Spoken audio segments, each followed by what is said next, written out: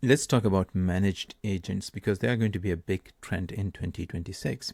So Google shipped their managed agents in Gemini API as a part of their Antigravity 2.0. This comes after Anthropic released the first version of their managed agents. And they have been aggressively updating their version. Now, agents have moved from singleton responses to long horizon tasks that run for minutes or hours. So if you're still rolling out your own agent loops for that kind of work, this is the pattern you need to pay attention to because the entire industry is converging on it. Now, in this video, we are going to walk through what exactly managed agents are, what is the pain point they are solving, where Google and Anthropic implementations are different, and why this whole category matters if you are building agents. Okay, so let me break it down. So a managed agent is a hosted runtime that runs the agent loop for you. So you describe the agent, which is basically the model, the system prompt, and the tools, and then you send messages. The platform handles everything else for you. Now, that everything else is the part that takes the most time. The longer the agent runs, the harder all of this gets. You're spinning up a sandbox to execute code, persist state across tool calls, and you have to manage context windows. Also, you need to think about handling failures and retries, along with OAuth, refresh, and network egress, sometimes even container isolation. Now, the model and tool definition is the easiest part.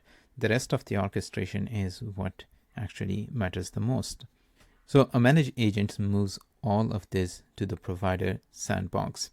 They manage the session state for you, including recovery logic, and you get a stream of events and the final output.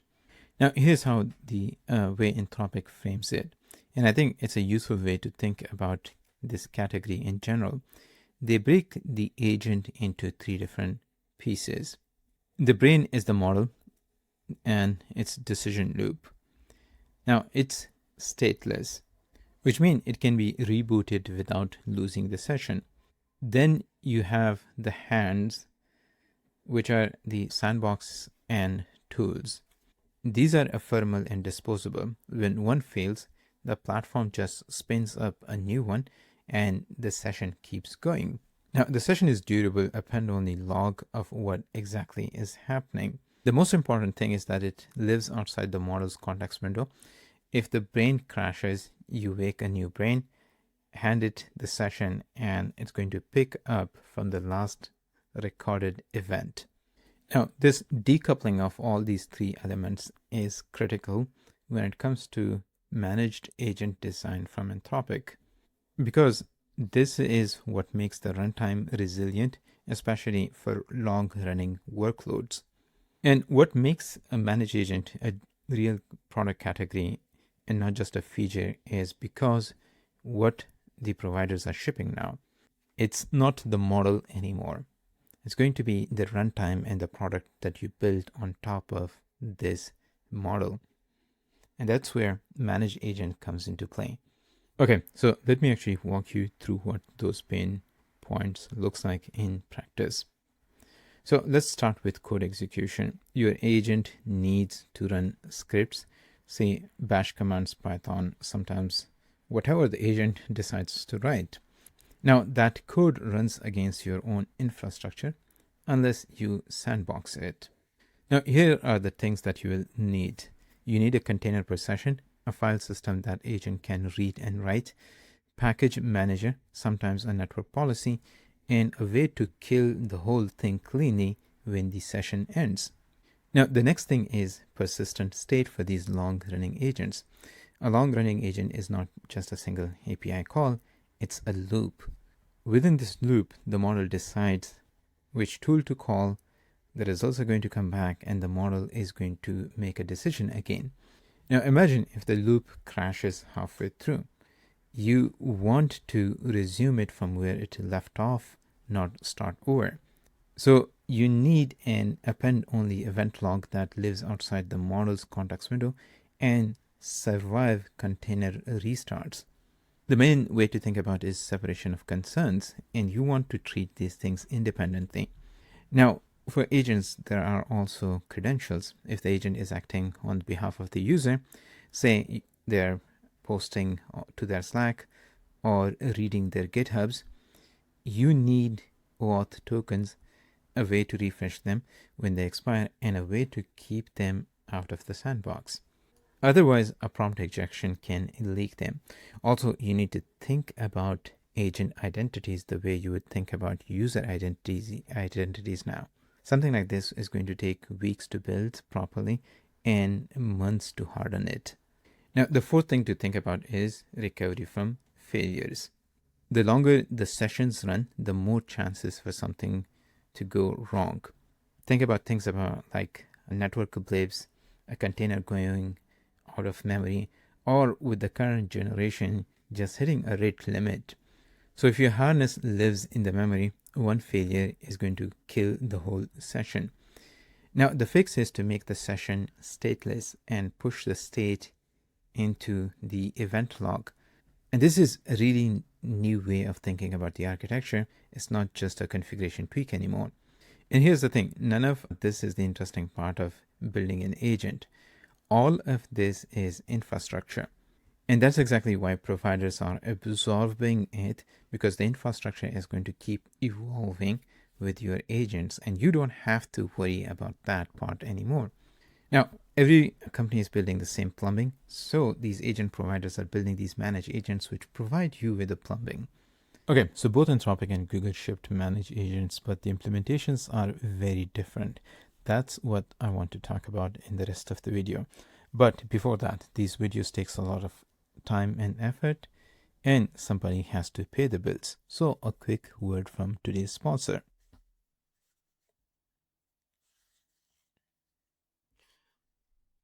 A quick note before we keep going. I want to show you N8N. It's a platform for building automation workflows. You wire up nodes. Each node does a specific thing, and the whole thing runs end to end. You can run it on N8N Cloud or self-hosted. They recently released their own MCP server, which enables you to create and edit workflows from any coding agent. Once you configure the MCP server, you can use something like /goal for the agent to iteratively refine the workflow and test it. Now, for this to work, you will have to enable instance level MCP in your settings. Okay, so in this example, I'm going to be using Cloud Code. I have already connected the N8N MCP server. Now here, I am asking Claude to build me an N8N workflow that takes a topic from a webhook post body, fetches recent papers on archive and recent stories on Hacker News and trending repos from GitHub in parallel, and then run an AI agent that synthesizes a brief summary.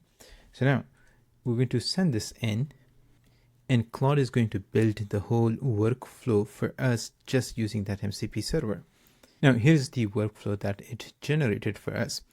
All of these nodes were connected by Claude, and we can ask it to validate this, test and validate the workflow for us. And it seems like all of the nodes ran successfully. We can actually see what response it generated based on the request that was provided. And here is what we got from the agent. Now, during the testing, it found that there is a rate limit on archive X. So now the agent through the MCP server can keep updating the workflow until it works. At the moment, we are posting a request, which means that you can integrate this into any application and trigger the workflow from anywhere. Let's say I want persistence. So after every API call, I want it to keep the research history and this table with the brief itself. Now, all we need to do is just to tell Claude to implement this for us, and it's going to go back and edit the workflow. So the query ran successfully. We can look at the data. So here's the query, here's the summary, and then we have the items or columns that we asked it to store. Now this is going to persist across sessions. Now, since this is running on N8N Cloud, you can trigger it from anywhere within any application. If you want to try this yourself, the N8N Cloud free trial link is in the description with a coupon for a free month. The workflow template is also linked, so you can install it in your own instance in one click. Thanks to N8N for making this video possible through their sponsorship. Now back to the video.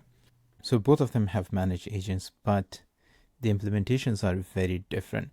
Let me walk you through 4 places the gap shows up the most. Let's start with the API. So with Anthropic, you can create an agent, you create an environment, you create a session, and then you send events into that specific session. So you have 4 resources with 4 different endpoints. Now, the beauty is that these are reusable and the agent itself is versioned, so you can roll updates into it. The session streams typed events back to you. So something like agent.message, agent.tooluse, agent.status, and so on.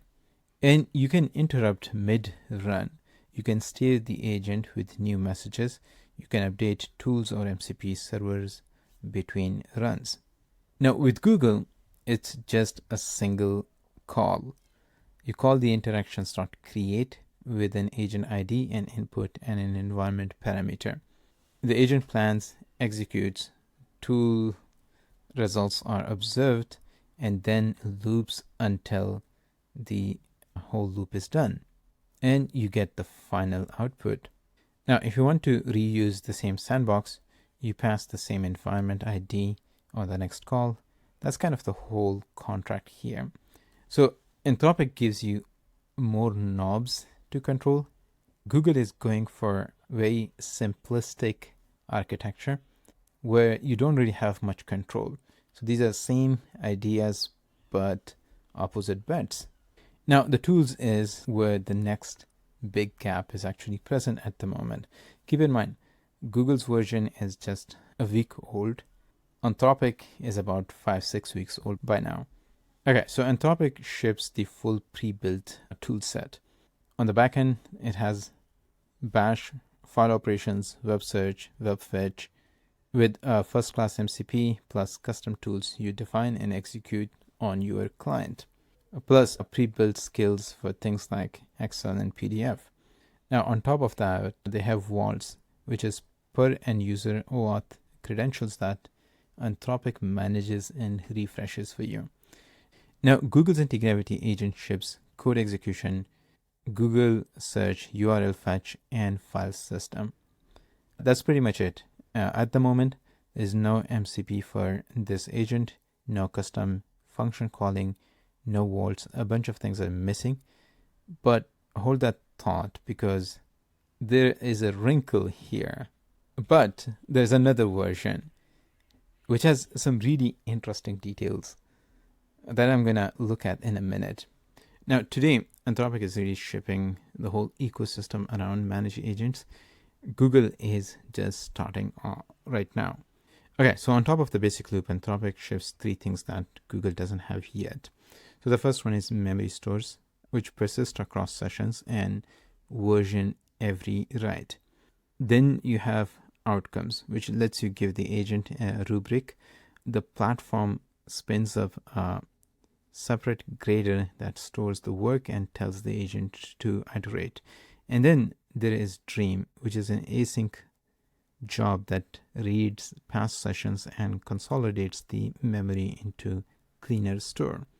Now, these are some really interesting ideas that I think will get incorporated into other managed systems as well. Okay, next we're going to look at where it runs and what it costs. Because in both cases, these companies are managing the infrastructure for you. So Anthropic gives you a hosted cloud container and then a self-hosted sandbox option where orchestration stays on Anthropic, but tool execution moves to your infrastructure. Now that matters if you have data residency or compliance constraints. At the moment, Google is cloud only. There are no self-hosted options at the moment. Now on pricing, Anthropic charges standard token rate plus 8 cents per active session hour. Google charges token rates only. The sandbox compute is free during the preview. Okay, so this looks like a simpler bill on paper, but agentic loops can run for a long time and can burn through millions of tokens. So the actual task or the actual cost per run depends heavily on what the agent is doing. So everything I said so far applies to Google's consumer Antigravity Agent, the one that you can directly access through Gemini API. But Google actually ships a second managed agent product on Gemini Enterprise Agent platform, which uses the same harness underneath, which is the anti-gravity harness, but the feature set is much closer to what Anthropic offers. And I found this by reading through the documentation. It wasn't really mentioned with the official release. Now it adds MCP server support. It also adds OAuth-based Auth Manager. It adds Memory Bank, which works a lot like Anthropic's memory stores. And it also adds a skill registry for custom skills. And there is also supposed to be an agent-to-agent framework for multi-agent coordination. Now, the catch is that this is in private preview right now. It means it's pre-GA. Google explicitly says don't use it with your confidential data yet. So we have the same agent definition move between the two. So if you want feature parity with Anthropic today, the enterprise tier is actually where it lives. The Gemini API version is the simpler product most developers will start with. Okay, so to add it up, you have got two products solving the same problem with two very different philosophies. We will have to see which one is going to be the winner, but more importantly, what exactly does this mean for you as a user? Okay, so let's step back from the API details for a minute. The real meat of this comparison is not the feature list. It's that Anthropic and Google are placing very different bets on what a managed agent should look like. Now, let's unpack that based on my current understanding. So Anthropic's bet is really on depth. You design an agent as a versioned resource, attach it to an environment, run sessions against it, and stream events back. With every concept has its own endpoint. So the platform exposes the machinery, in this case, whether those are credentials, memory stores, outcomes, multi-agent coordination. Everything separately is a first-class resource that you compose. Now, the price you pay is basically you need to learn more concepts. However, this is the only product on the market with per-user OAuth vaults, cross-session memories that are versioned. Now, they're treating the agent runtime like an operating system by virtualizing components, exposing stable interfaces, and absorbing the entire operations layer so you don't have to. Now, Google's bet, on the other hand, is simplicity.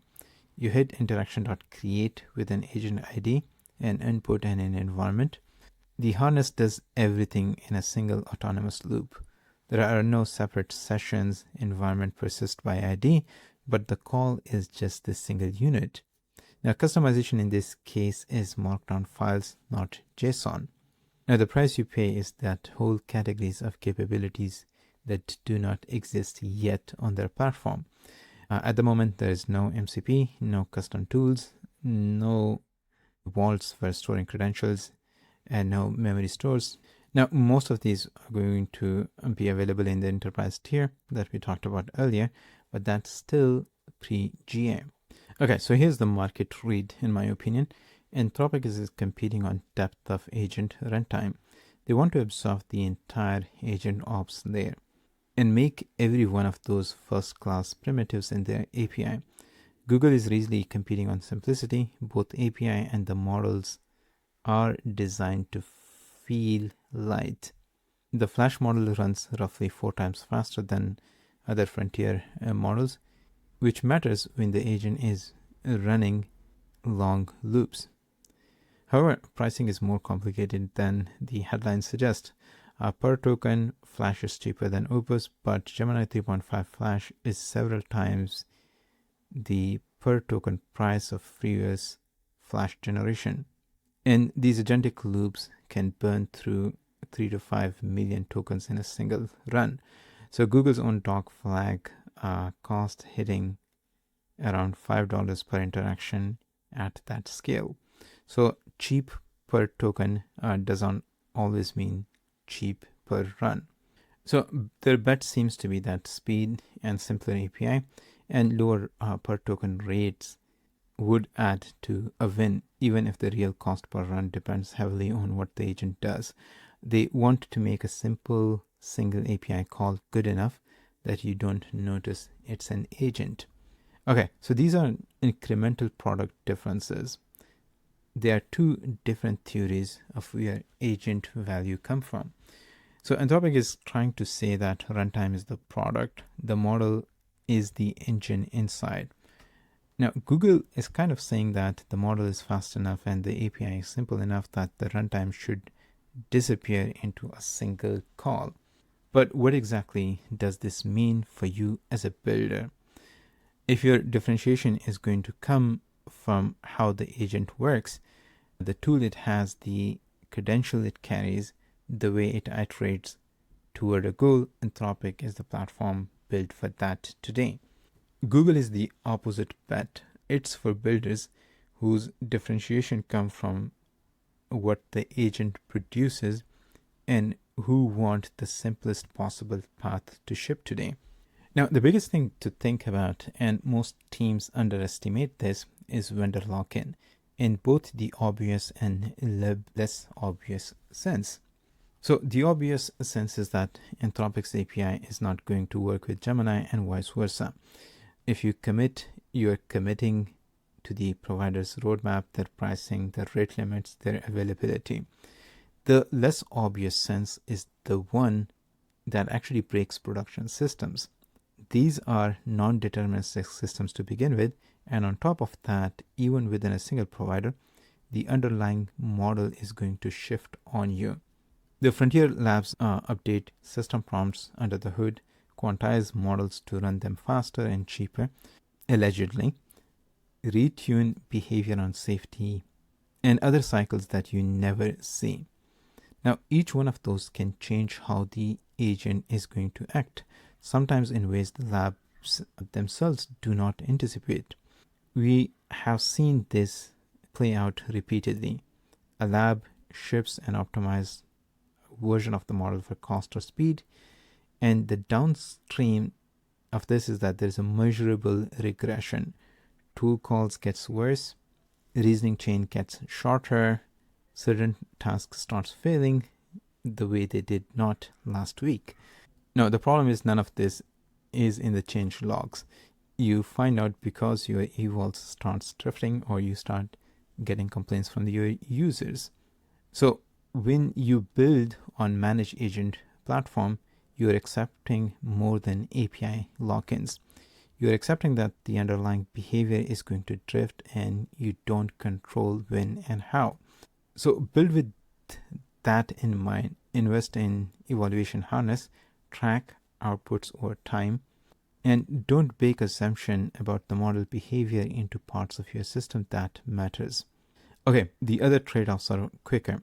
So both products are stateful by design, which means they are not eligible for zero data retention or HIPAA business associate agreements today. And both are still in preview or beta. The pricing and feature set can shift. But the bigger point is that this is becoming the default way frontier providers ship agent capabilities. Anthropic shipped first, Google followed, AWS and OpenAI are right there with their own versions. If you're building anything that runs longer than a single API call, the next question is going to be, are you running it or is your provider? If you're building agents, let me know in the comments which way you're going, Anthropic's depth or Google's simplicity, or rolling your own. Thanks for watching, and as always, I'll see you in the next one.